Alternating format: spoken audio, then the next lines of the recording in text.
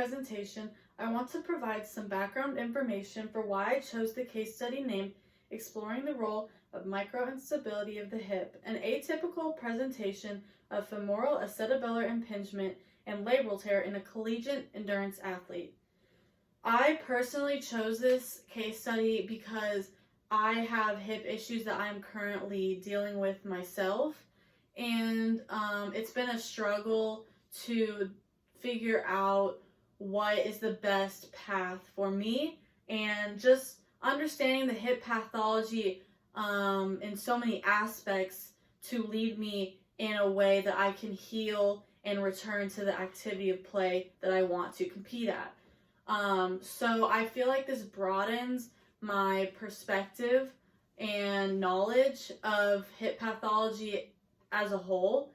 And with me wanting to go into the physical therapy route, I not only think it can help myself and my personal knowledge as I continue competing, but I also feel that it can help me pass on my knowledge of not only hip pathology, but just understanding pathologies of many parts and joints of the body to the people that I'm treating.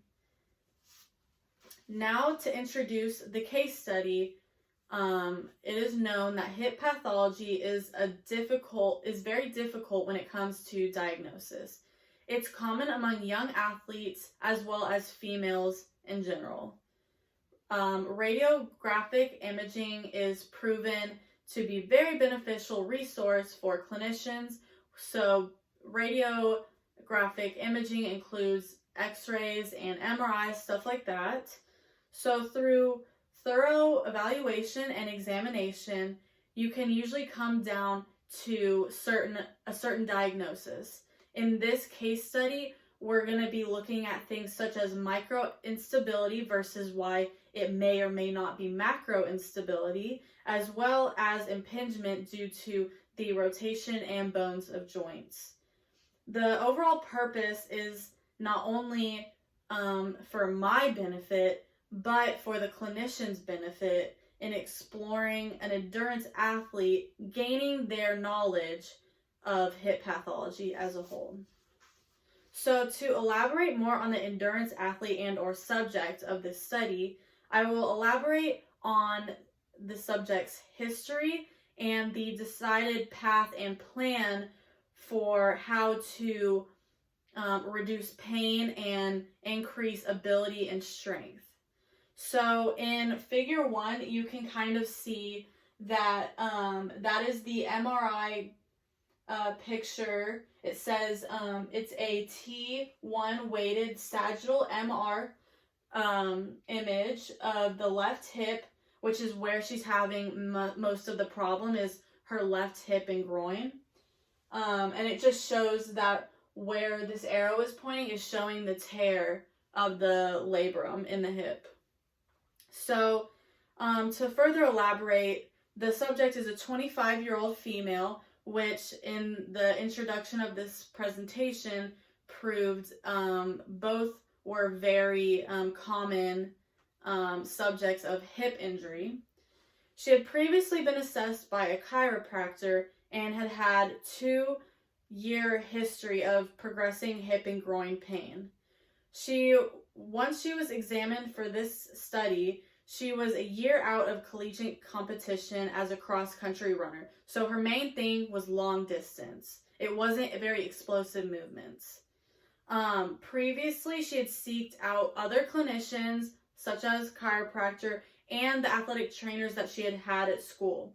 But none were able to definitively and confidently come up with a diagnosis. So that kind of led her to broadening an understanding of what could be going on when she was chosen for this case study. She also had no imaging prior to this case study as well. They, at the beginning of this case study, had recommended that she seek out an orthopedic surgeon, but that was not a very immediate appointment that could be made. So for the time being, they had to come up with a treatment plan. So things that were discussed and decided upon were tissue therapy, electroacupuncture, joint mobilizations, and rehab exercises. So, specifically in figure 2, it states her rehabilitation exercise program, and it just includes exercises as well as stretching progressions, because there's phases 1 through 3. So she starts somewhere and she progresses as she shows more ability and strength, as well as not showing any symptoms of pain. And within that, there are certain reps and sets, as well as time limits, that she will be held accountable for as she completes this program. So in conclusion, after all of the rehab that was done, the results showed the focal point that it is very necessary for thorough examination of both intra and extra articular pathologies. Again, so in figure 3, these are the differential diagnoses for hip pain, and they have lists for intra-articular and extra-articular pathology, which impingement and labral tear, as well as the femoral acetabular bony morphologic changes, all included in the overall microinstability diagnosis that they had agreed and proven. So this definitely related to the subject's symptoms, and they were able to treat on it. So rehab, as shown in figure 2, ended up being super beneficial, and she was able to return to a very active life, with the exception of long distance running. Although that used to be her life, I believe that it is beneficial and a positive outcome that she is able to return to most things, although it may not make her feel best of not returning to what she loved most and what she had competed with collegiately. Overall, it was a positive outcome of her living an active life. Now to express the discussion aspect of the study pertaining specifics of the overall process of diagnosis to treatment. So, as I've said multiple times already, the hip is a complex structure.